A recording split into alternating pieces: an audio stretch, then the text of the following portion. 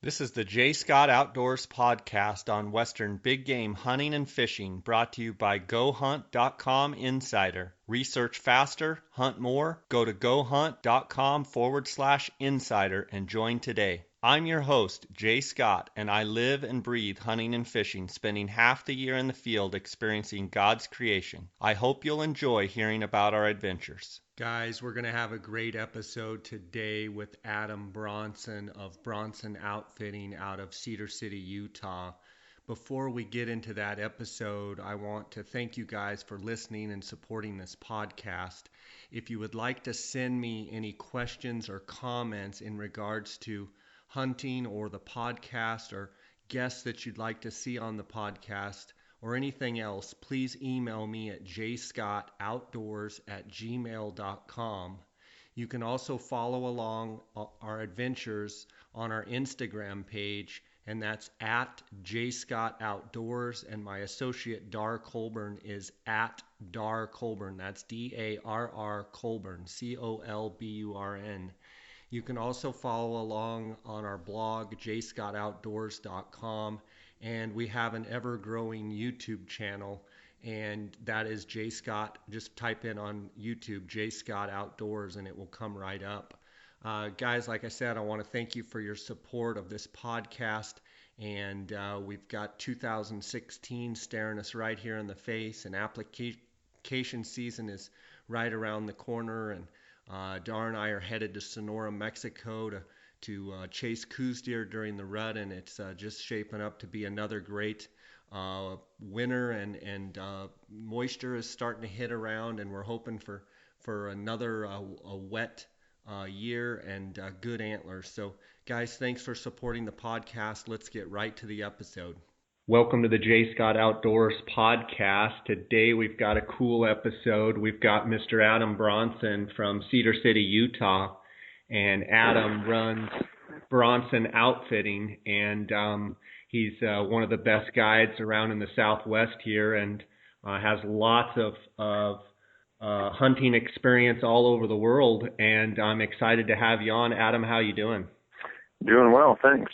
Appreciate you having me. Absolutely. Adam, you're from Cedar City, Utah. Why don't you give me a little bit of your background, maybe how you got your start in hunting, and then how it's led you to where you're at now? Sure.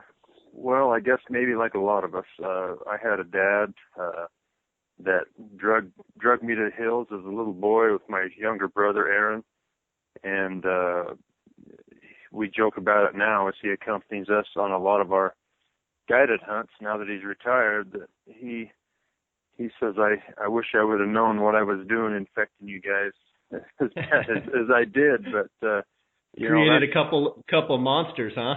Yeah, but that's great. A lot of fond memories, and that's how I got my start. I had a dad that just literally drug us to the hills every chance he could, and allowed us to fall in love with the places he took us and the animals and things we got to see. I'm originally from Monticello, Utah, down in the southeast corner of Utah, on the San Juan unit. That's where I was born and raised, a great rural part of southern Utah with a lot of, great animals.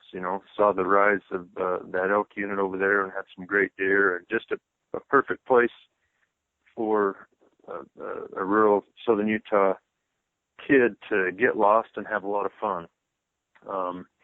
After high school and whatnot, I went on to Southern Utah University in Cedar City and obtained a bachelor's degree in biology, and then went directly on to Utah State University and received a master's degree in wildlife biology, and went directly to work for Utah Division of Wildlife Resources as a biologist down in southern Utah. And so pretty much all throughout high school, that's what I wanted to do. I wanted to be outside. I wanted to, I wanted a livelihood that had something to do with wildlife, and that's the path that I took. And it was a great path.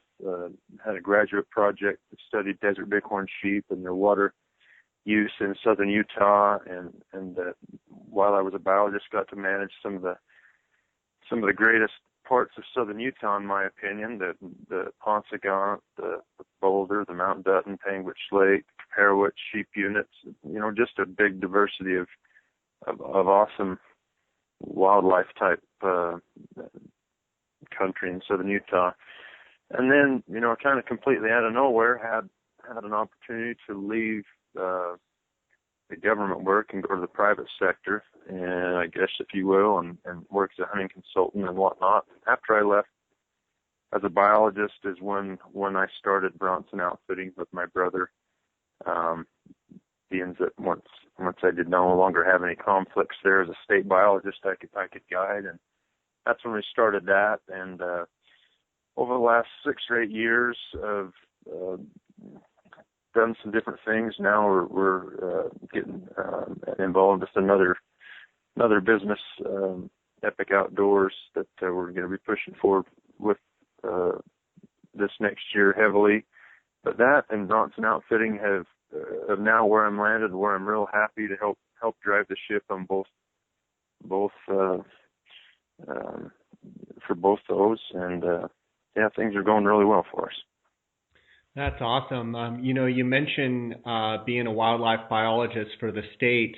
I'm sure you got to see a lot of different things in that position, which probably helps you even now being a guide, whether it's knowing the country or having a real in-depth understanding of those animals. With Bronson Outfitting, before we talk about Bronson Outfitting, personally, if you had to pick one animal that is your favorite animal to hunt, and I know you've been asked this question many, many times, what is your favorite animal to hunt and why? That's really hard because I have really 2 favorites, but okay, let's hear the 2. Sheep and big mule deer. Those are really, that's what I wake up and think about every day. And partly, I guess, with the mule deer because of the fact that, like many of us in southern Utah and even throughout the West, we cut our teeth hunting mule deer. In the 80s and 90s, things were fairly good compared to a lot of places now. And I think that difficulty and of finding and killing a big mule deer is just what's elevated them in not only mine, but probably a lot of Western big game hunters' minds. It's not like it was in the 60s, 70s, and 80s, and either a good tag or a lot of work and scouting and effort on general season units. And killing a big deer is just so hard to do, and there's just something about them. I've learned so much from hunting them. And then Bighorn sheep, whether they be Rocky Mountain or Desert Bighorn, I was exposed to those by my dad when I was 6 or 8 years old down in southern San Juan County, and for whatever reason they just stuck with me, and that was very fortunate for me as I went to college, got to study those in graduate school and become a biologist for them. And frankly, is the reason why I really love to guide sheep is because most people don't get to hunt them, including myself, as many times in my life as I would want to hunt them. I could hunt them every year many times, and the only way to do that is to take other people that draw tags and acquire tags and do that. So there's just something about sheep, where they live, the animals themselves, and the places that you get to go chase them, that's just incredible. So those are the 2 that are really hard to separate for me. I would hate to pick a favorite, because if I flipped a coin and it landed heads, I'd be bummed that I couldn't pick the other one just as much. So that's truly what makes me tick. I could hear when I asked the question, I could tell from the pause that it was an, oh no, don't make me choose. And I know exactly what you're talking about. My wife always answers that question when people ask me. She says, whatever season it is at the time, that's his favorite. And I kind of smile at her answer. As far as the Bighorn sheep, I totally understand what you're saying as far as the one thing that I think makes sheep so cool is it seems like, and I can't speak for the sheep that you run into a lot in Utah, but down here in Arizona, one thing about the sheep is it's one of those animals that you could almost sit and watch them all day. Whereas I think other animals, you get to watch them and it becomes boring. And I'm not even talking about big rams. I mean, it just something about those sheep and those rams that I can just sit and watch them and just watch what they're doing. And it's amazing some of the things that they, crawl up and some of the crags and rocks and they're just a really neat animal. With Bronson Outfitting in your business, do you guide for pretty much all big game species? Elk, mule deer, sheep, antelope, all the different species, or do you kind of focus on just a few? We can and we have. It truly depends on our schedule. In an ideal world, if I have a few really high-end mule deer hunts here in Utah and a bunch of sheep for me personally to go guide on, that's a perfect year. Now, I always like to get an elk hunt or two in because who doesn't like chasing screaming bulls? And in Utah, we hunt them every day of September with varying weapons. And so it's hard not to love Utah elk hunting. And that, but I would put those slightly behind the sheep and deer. So we do elk. We've taken buffalo hunters, the sprinkling of goats, antelope, and things like that. But primarily, my brother and I and some of our top guides do all the hunts together usually. We gang tackle them, so to speak, and partly that's because, with sheep hunts, that's how we like to do it, just to ensure that we can pull them off with the greatest success and give our clients the best experience that they can. They're not something you just send a hunter with a guide and say, hey, go, good luck. Yeah. They deserve everything, all your attention. And big mule deer, whether, like on the Henry Mountains where we're always liking to spend time, are the same thing. We never want to underachieve. We want to find and target and stay with the biggest deer that we feel are on the unit and try to come away with harvesting one of those. And that ends up, me and them, sometimes there are 3 or 4 of us. And part of the reason is nobody wants to be left behind on our crew. If somebody's going to hunt a big deer on the Henrys, we all want to be there, even though you may only really need 2 or 3. So, we do everything, and it really comes down to our schedule. I also guide in Nevada primarily for sheep, and the simple reason that I've done that in the last few years is their sheep seasons are after Utah is pretty much done, and allows me to maybe squeak another 1 or 2 sheep hunts in a year in late November, early December, across the border here, 2-3 hours from my house. And so, while deer and sheep are primary, we do elk every year, and then the occasional other species. Yeah, I want to talk to you about the mule deer on the Henrys, and I'm not up to speed on how the seasons went this year between, I believe they have, an archery and a muzzleloader and a rifle season. How was it out there as far as antler growth, and did some big bucks get harvested? It was a good year.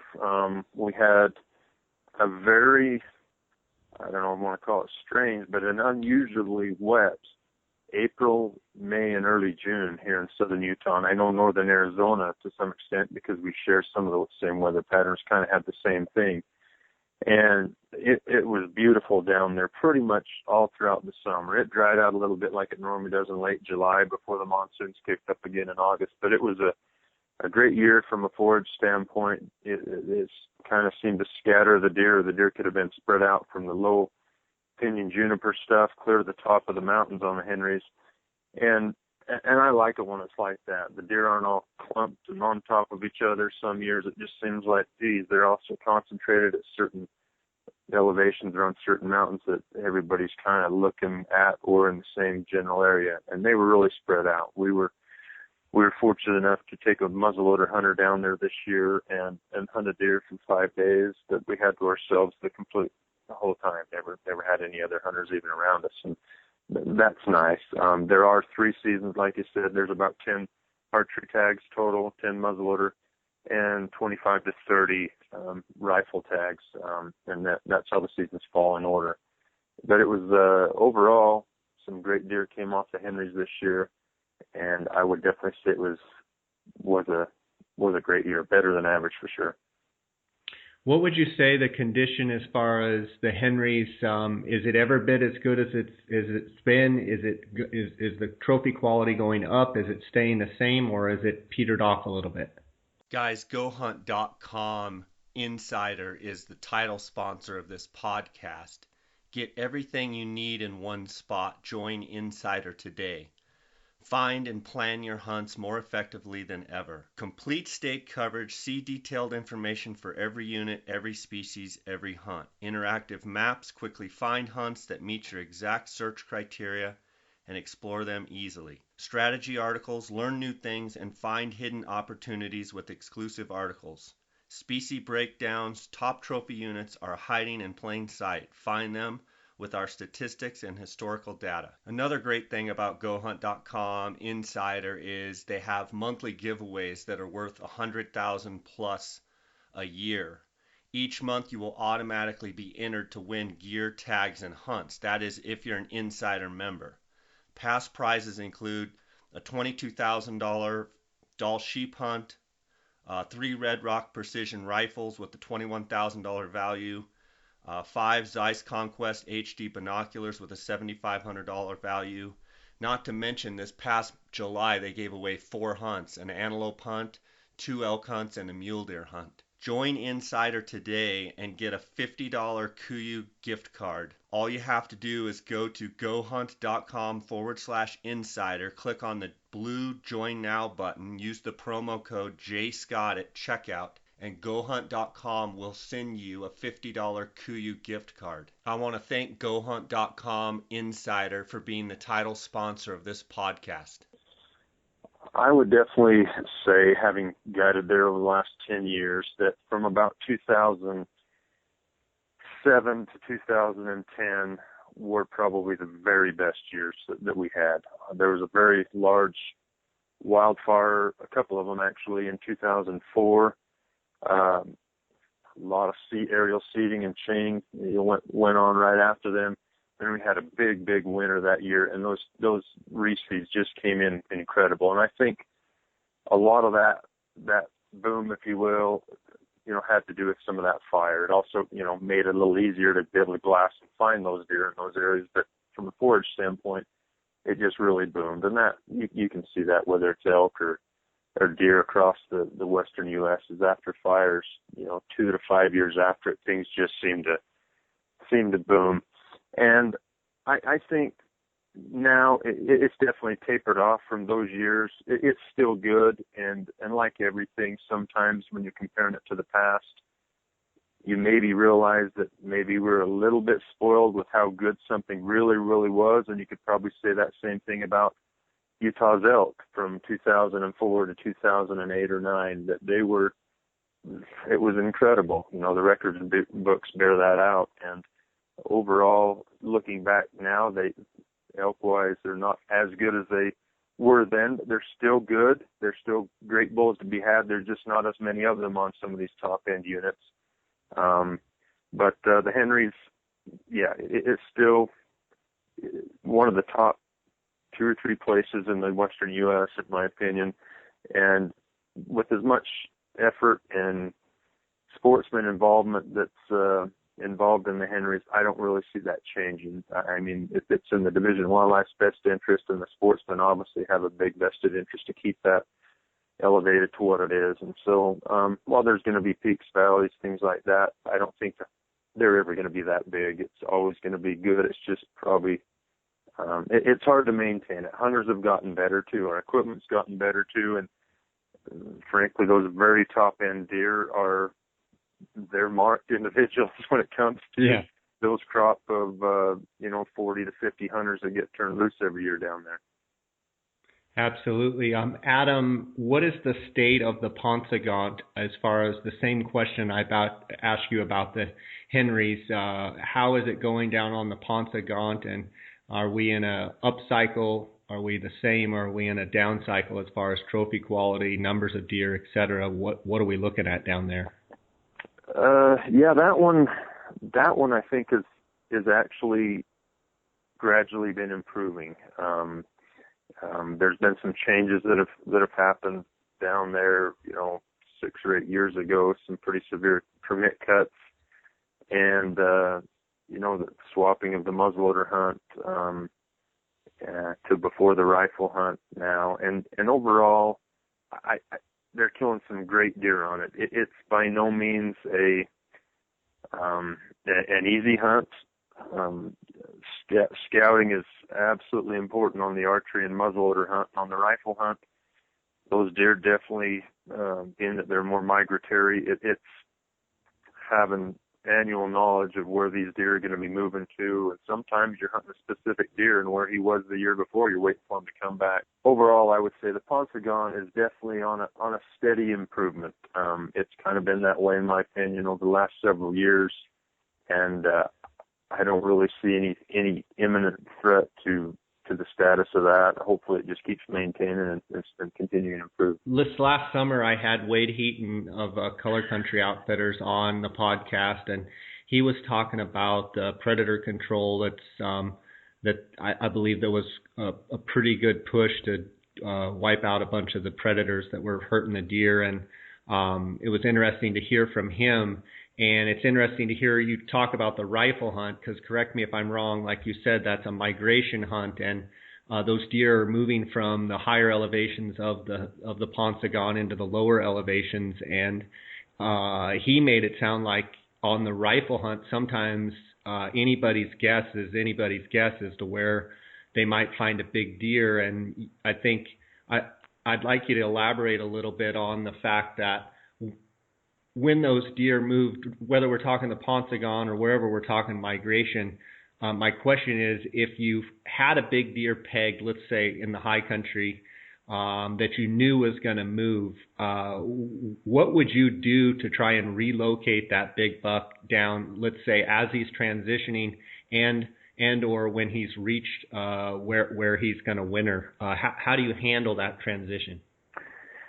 You're really at the mercy of hoping that deer stays put, because if they start moving, unless you have some knowledge of that deer the previous year on the winter range, or found a shed of him or something like that, if you don't know where he's going, how far south he's going, or where he's going to stop, it's almost as if you can write that deer off when he moves, because then it's just somebody lucky is going to maybe run into him, if anybody at all. They're moving, so far from that north end, 20 to 40 miles, that that's almost impossible unless you have knowledge of having seen and watched that deer show up the year before, rut, live in a certain area. Then I just go there and wait, and hopefully he shows up before your season dates are over. It can be, I'm sure, as a guide and having a bead on a big buck and really having your heart set on killing that buck, I'm sure if you don't know where he's going to end up, I'm sure it's nerve-wracking. I've heard of stories where big bucks, guys are watching them, and then all of a sudden, like 2 days before the season, just boom, they're gone. And I think one of the hard things, and you can weigh in on this, one of the hard things is, okay, you don't find him, you've been watching him, and you don't find him. How do you know if he didn't just move around the corner for whatever reason, and then you start, panicking and going low and trying to figure out where they're at? What do you do in that situation? Do you just try and eliminate that, hey, they have moved, and then try and follow the path of progress as you can? Yeah, that's pretty much all you can do, is try to, if you haven't seen a deer for a day or two, you just have to say, hey, all right, draw a line in the sand, so to speak, and say, all right, we're going to give it until this date, and then we're simply going to have to move. Hunt the area that you've seen him in, watched him in all year, and by this day of the hunt, if you just can't return him up, you're just going to have to go to plan B, because, on a 9-day rifle hunt, you just can't. You just can't stay there. In this coming year, especially the rifle hunt, as do almost all the dates here in Utah, move 5 or 6 days later at the calendar shift, and so there's going to be a lot more of those deer showing up on the southern end of the unit than the northern end of that unit. The higher country is going to be a lot more void of deer by the time that rifle hunt comes. And overall, that's why I really favor those archery and muzzleloader hunts. I'm really programmed to find a deer and invest everything we can to keep track of them during their summer range. And during that archery and muzzleloader, you're going to be able to do that, barring a lion or some other, fluke something or other that's going to disturb that deer and its habits. Come your hunt, you're going to having to hunt in the bedroom that you've found. So obviously not everybody hunts with archery and muzzleloaders, but those that do, and especially now with Utah's rule change allowing magnified scopes on muzzleloaders, it's really not that prohibitive. And I encourage hunters, if they've got the wherewithal and the confidence to do that, move to that muzzleloader hunt, because we'll hunt the deer that we have scouted and found versus just the crapshoot of that rifle hunt now. Now, the Henrys is completely different. The Henrys, deer will move some, but they're not migratory like the Paunsaugunt. So even on the rifle hunt, you'll hunt a deer in general within, a half a mile or a mile or where he spent the whole summer. Interesting.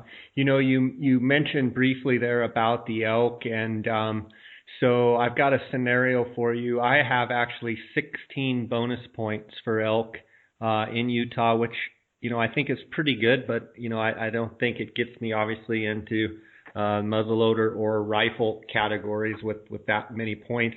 From what I understand, they are bumping the season, the archery season in Utah for elk back. I want to say, is it 6 days? I think it goes to the 16th or maybe the 17th? 16th, I believe, yes. My question would be, how much of an effect do you think on that hunt it makes by bumping it back? I believe that's a 5-day bump backwards. How much better do you think those last 7 days will be as opposed to 5 days prior? Based on, this last year, this last year was a very mild and in some cases too hot September. And we had archery elk hunters hunting right up to the very last day. And then, of course, the rifle hunt starting, I believe, on the 12th. And it was a fairly slow early rifle hunt, that 12th, 13th, 14th. And we got a cool down and some rain and all that, and that always triggered bulls, as we know. But it just seemed like that 14th and 15th, the switch finally flipped, and the bulls started going nuts. And so I think for archery hunters that like to hunt them in the rut, which I don't know anybody that doesn't, it's going to be a big deal. Those 5 or 6 days are dramatic. Now, I'm also a very big fan of hunting that very, very first week. Our Utah seasons are 28 days with a bow. And while most people write off that first 2 weeks, if somebody's got the time and can scout, that's a great time to kill a big bull, is that first week. So that first week and last week, the first week before they start thinking about cows and wallowing and moving and things like that, is a great time to just, get in his bedroom, hunting where he's been living all year. And if it doesn't happen, I do think, bouncing back that last week or 10 days, I think it's going to be dramatically better, obviously weather dependent. If we get a hot, high pressure camped over us there, then that's going to maybe minimize the impact. But kind of like mule deer in the rut in November in a state like Colorado, from the 2nd to the 6th or 7th of November can be a dramatic difference when you're talking about bucks moving with does. And I think it has potential to be a pretty significant difference in this year's archery season. Right on. And in your opinion, with 16, say, what are the top 4 or 5 units, top 3, 4, 5 units that I should be looking at, in your opinion, with 16 points for archery?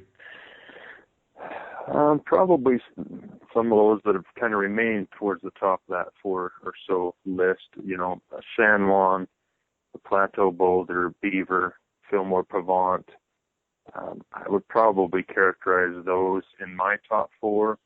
The problem as a non-resident, as you well know, in some of those units, they only give maybe one tag, and so it goes in the random draw, and your points will will give you not even matter, right? Yeah, they'll give you more names in the hat, but that's it. That you can get flooded with applicants with 0 to 10 points, whatever, that ultimately pull the tag. And a couple of those that do have maximum point tags, this year's I imagine there's gonna be a little bit of a point creep. I know last year I heard from a lot of guys that knew and anticipated this date shift was going to happen in 2016 that simply withheld and didn't apply, or they applied for the premium hunt or something, the multi-season hunt last year, just, saying, well, if I draw, let it be the very best. Let me hunt every season on the unit. And this year I anticipate there's going to be more archers come back to the archery hunts. So, yeah, interesting. Interesting. And the quality of bulls, was it strictly from, I think you said 04 to 08 or 09, was that strictly a matter of the limit on the number of tags, or did it also have to do with some of those burns and such? I mean, it seemed like Utah went from, top end bulls, 370, 380, maybe 390 type bulls, and all of a sudden they were killing 420, 430 bulls. It seemed like. What caused that, and then maybe what has brought it back to where it is now? Yeah, I think, the San Juan's probably a great example for this. They brought out transplanted them there in the mid to late 1980s, and, obviously didn't hunt that for quite a few years. Then when they'd opened up, it was like 5 total people hunting it, and then it just gradually, increased. And I think for a lot of years, I think we under-harvested some of these units that were and they got really, really top-heavy with 7 to 10-year-old bulls. And that was pretty much the case, even on units that now I would call, tier 2 units like Panguitch Lake or Mount Dutton or, Monroe is kind of between a tier 1 and a tier 2 unit in my mind. But, Fish Lake, these units that all of them were under harvesting bulls because of the limited entry scenario was in place. And after 5 or 10 years, we just had really grown or allowed a lot of bulls to grow old. And then in about 2007, 8, 9, 10 is when game managers and management plans started to tweak a little bit, and the age objectives, some of them came down and tags increased. And that's it. In my opinion, it's as simple as that. Now, individually on some units, there would have been some habitat, things like that would have been going on. But for me, it's just we were under harvesting them, being so conservative with tags for so long that they were just so top heavy. And then as tag numbers increased, the cream just got skimmed. And in some units, they kind of, in my opinion, overshot things in terms of they increased too fast, and the average age really dropped. In some of those units now, they back off on their tags. There's a couple units that they've done that on, but overall, I think things are really fairly stable now. It's just kind of the new normal. It's not the 2004 to 2008 that we all remember and shake our heads in disbelief at how many 400-inch bulls Utah were throwing out. But it's still really, really good. And there's those top-end bulls on those top-tier units as well as some of those second- or mid-tier units, just not near as many of them as there used to be. Yeah, that's interesting. It's exciting stuff for someone. I feel like I've just been waiting, and do you know anything about the trends for the coming year as far as the dates for the archery season? Are they going to now start trending backwards, or have they announced that? Unless something changes, everything is predicated on the archery hunt starting the 3rd Saturday in August. And so some years that can creep as early as the 15th, because you'd have a Saturday the 1st, a Saturday the 8th, and then a Saturday the 15th. And that was the case last year in 2015. Well, then this year it ratcheted, and so you got to get to the 20th to be on the 3rd Saturday in August. So that's really what drives it. And so even though there's not like a 5-year season structure, something in print like, say, Colorado has, and you can look ahead and see exactly when it's going to be, that's how Utah operates. Now, that could always be changed at a RAC and a Wildlife Board public process, but the 20th is when it's going to start this year. You can just look next year and see when that's going to be, and obviously when a leap year happens, it kind of shifts 2 days early in that year. But yeah, we've fallen back that 5 or 6 days, and then it'll start creeping back forward towards the 15th, unless some type of regulatory change or something like that as to when the starting dates were to happen. Or every couple of years, it seems like there's a couple proposals that seem to surface about revamping it all together and picking brand new start dates. The 1st to the 20th for the archery, and then the 21st to the 28th for the rifle, and then the muzzleloader after it. But so far those haven't gone anywhere. I want to ask you one thing here about muzzleloader. As far as just wanting, if someone was looking for just a great bugling hunt and not necessarily worried as much about, the size of bull that they're going to kill, but which season would be better, in your opinion, for just sheer bugling and chaos? The last 7 days of the archery season, or the muzzleloader season that goes after the rifle, which pressures those bulls and what have you? As far as a bugling standpoint, which hunt would be better? Last year, without question, the muzzleloader was the best hunt of even all three of the hunts, not just comparing the archery and the muzzleloader. And that had a lot to do with the dates. And they've also added last year 3 extra days to that muzzleloader hunt. So now it starts the very day right after the rifle hunt ends and goes, for 12 days. That's a pretty incredible hunt, even though it goes into October. A lot of people think, the rut will be over. That's not been my experience. Is sometimes, weather can obviously play a big role in this. Sometimes the bulls get going the latter part of the archery hunt and just really peak during that rifle hunt and start tailing off in the muzzleloader hunt. And I guess if you had to guess, you could say that maybe now that the muzzleloader is as late as it's going to be, that could potentially happen. But it definitely, on the early end of that hunt, the opener, is not going to be going on. It's a great hunt in Utah. That muzzleloader hunt last year was incredible. It was so I would say, given that you've got a full 12 days, I would probably say that hunt versus just the last week of the archery. But you've also got to factor in other things like, the archery hunt, you're first, and right. Not as many bulls have gone home in the backs of pickup trucks between the archery hunt and the early rifle hunt before you get to the muzzleloader hunt. So, but given the parameters you outlined, somebody that's not totally as consumed with inches and size of bull, just wants a great rut experience and all that, the muzzleloader is a great hunt in Utah. And now that you can use a magnified scope, guys can be a lot more precise and effective, killing bulls. Sure. I heard you mention earlier in the podcast you guide for sheep in Nevada, and I distinctly remember a ram. I can't remember if it was last year or the year before. You and your friend Jason Carter guided for a ram that had a really big longhorn on one side, like a real big full curl, just a really neat ram. Tell me a little bit about that.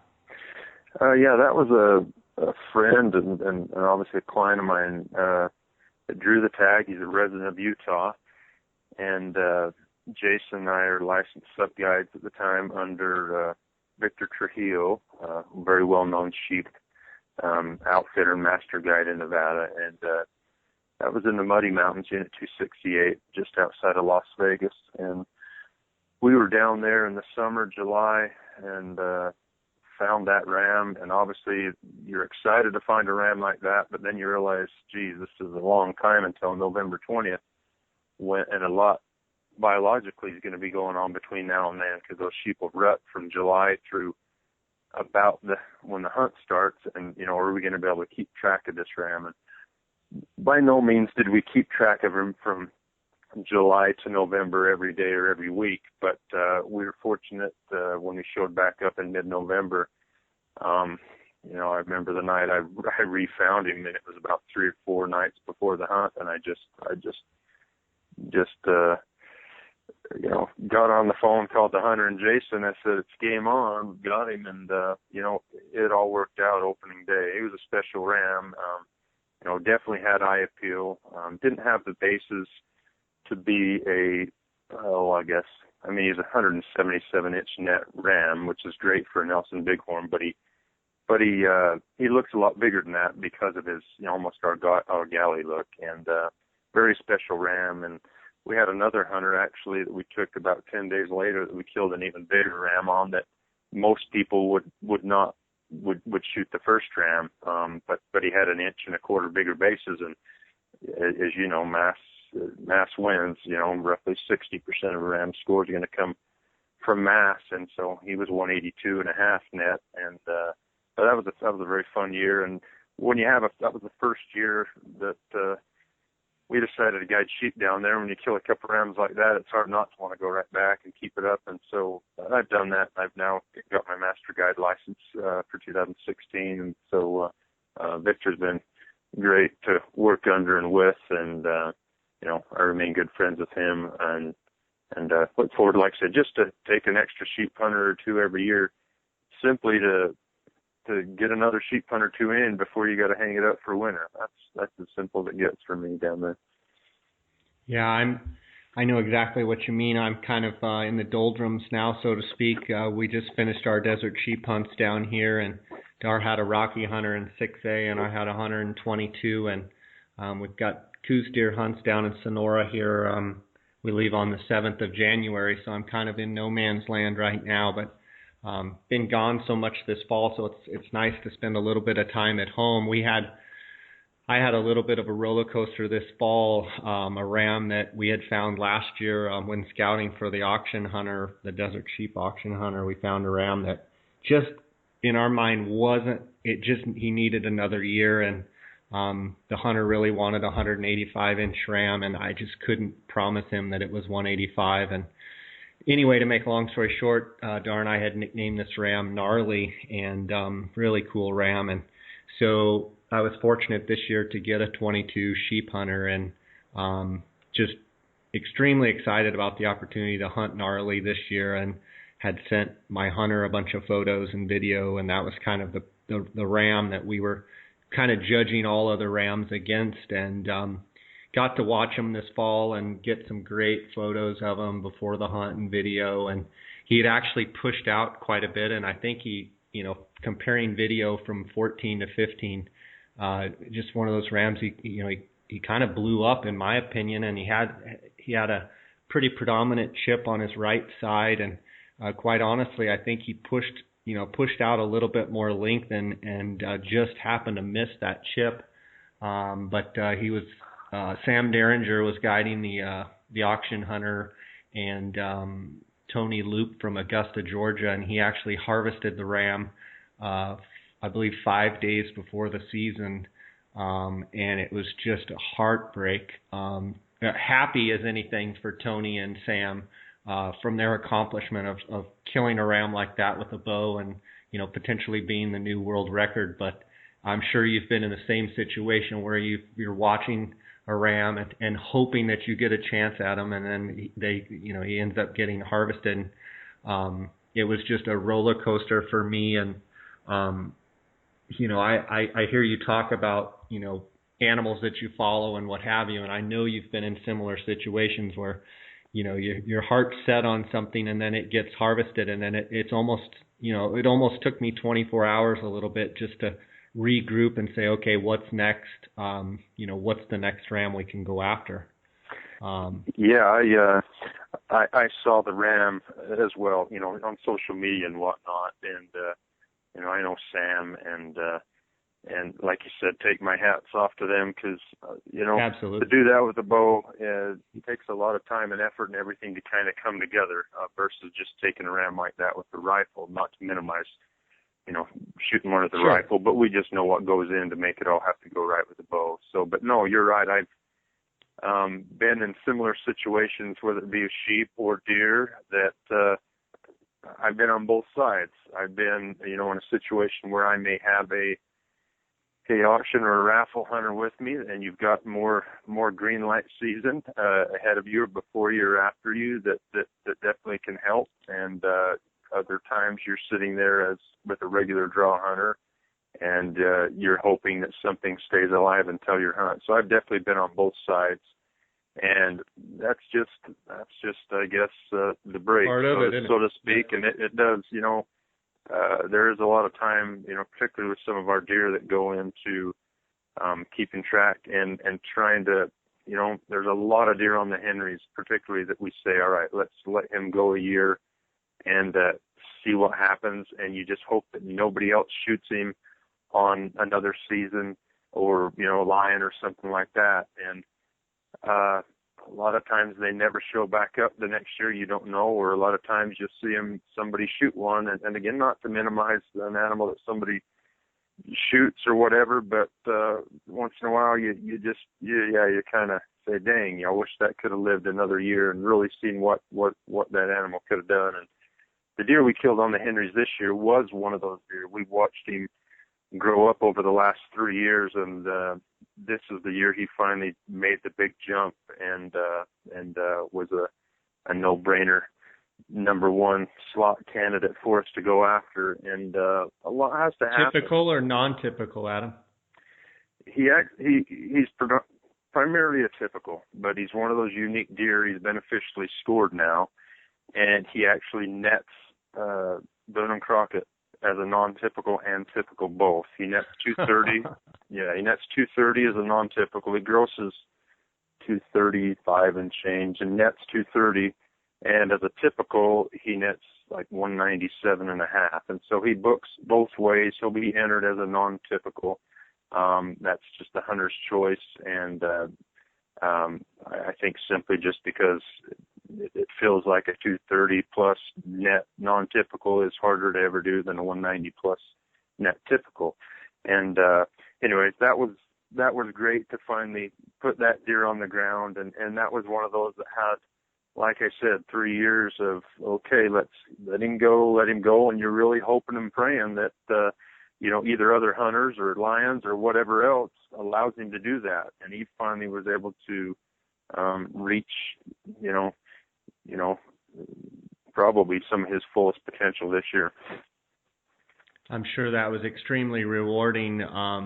But also you were on the roller coaster as well to hope that he made it through. And I'm sure every time that you go back or went back to look for him, hoping that a lion hadn't found him, I mean, you're not the only one hunting him, and it's always an exciting time. It makes for just a roller coaster, and it's always exciting. And I'm sure you were real happy to see it come to fruition and let him go last year and harvest him this year. So congratulations on that. I want to end our episode, talk a little bit about gear. I know you use some of the best gear out there. I've got a couple questions for you in regards to gear. What kind of optics do you use the most, or what is in your arsenal of optics?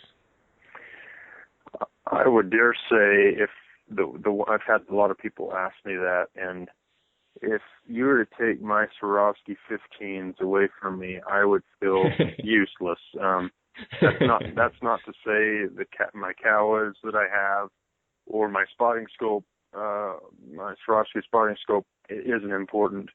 But as you well know, you guys use the guys, the Cowas and whatnot. In some places they're definitely beneficial. There's others that they're too much. You don't need them. You don't have a field of view and whatnot.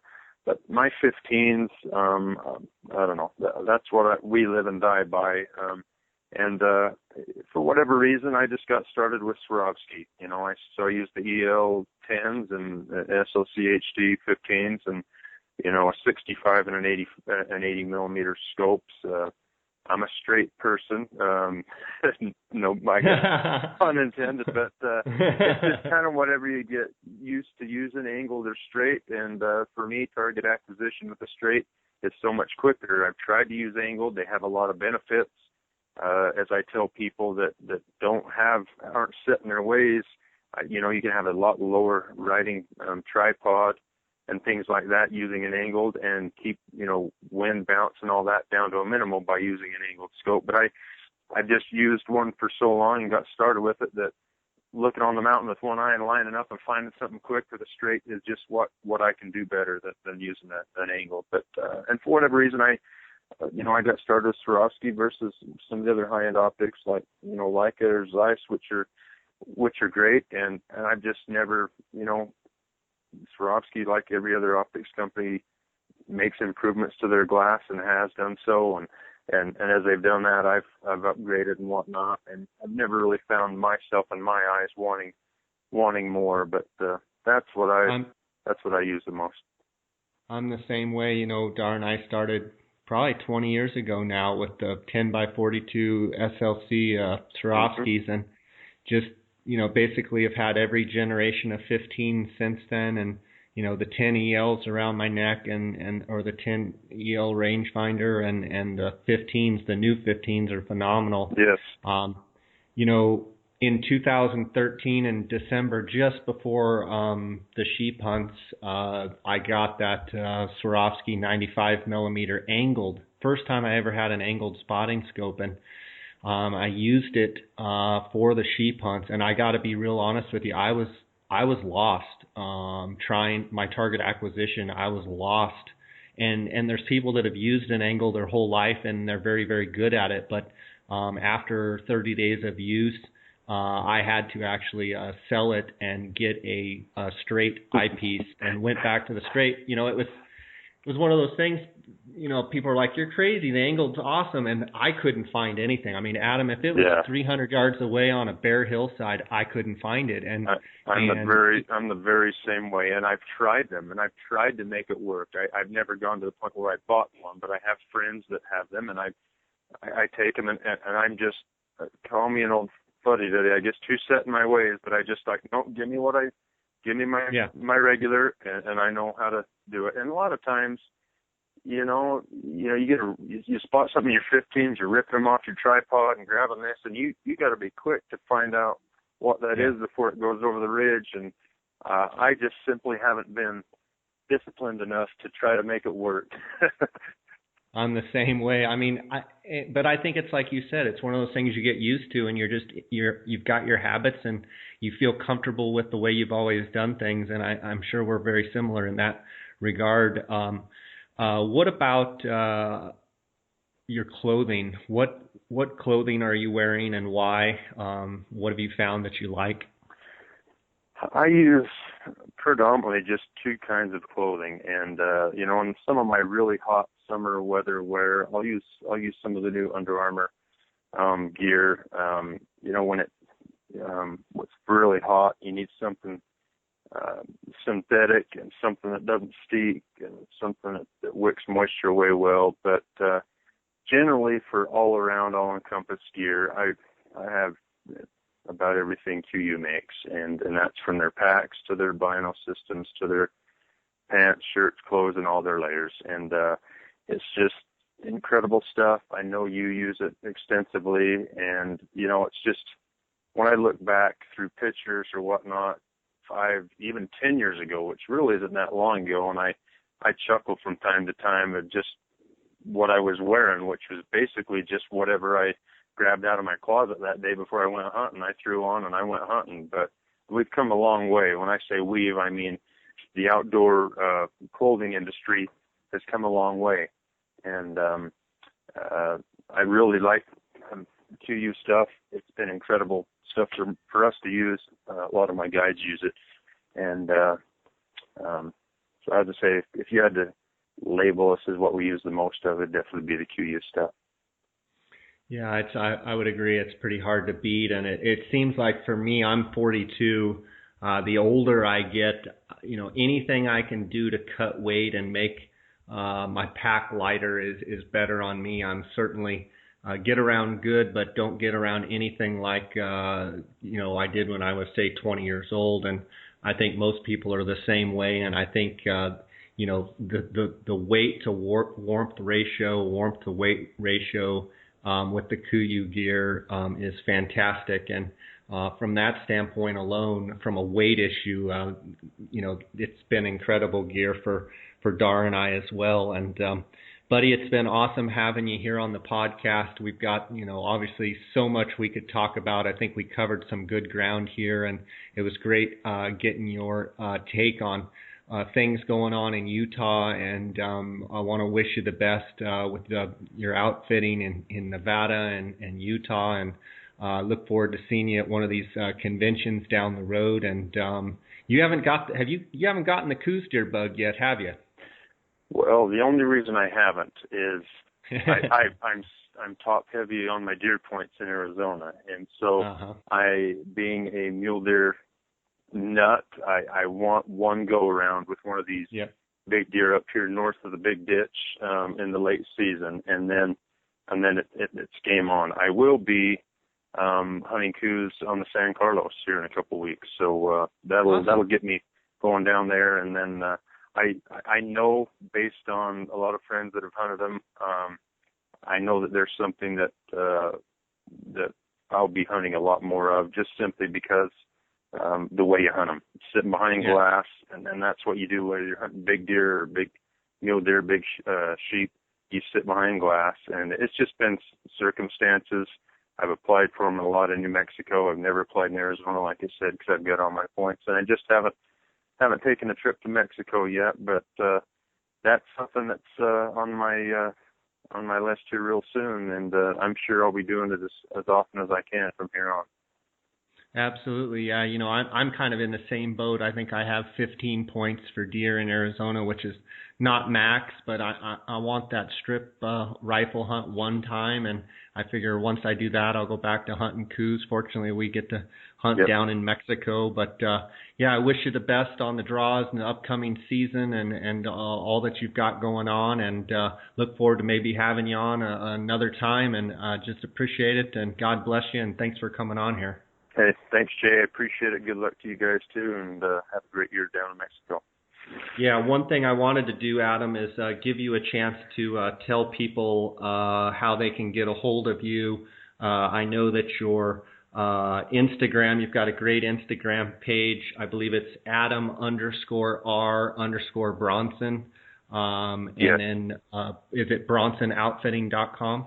Yep, that's right. That's a simple, and my cell phone, email are both on the web page. Easy to get a hold of, and so if you have something in need of some help on a Utah or Nevada sheep hunt, don't hesitate to give us a call. That sounds great, buddy. Thanks for being on. I'll catch you later. All right. Thanks, Chase.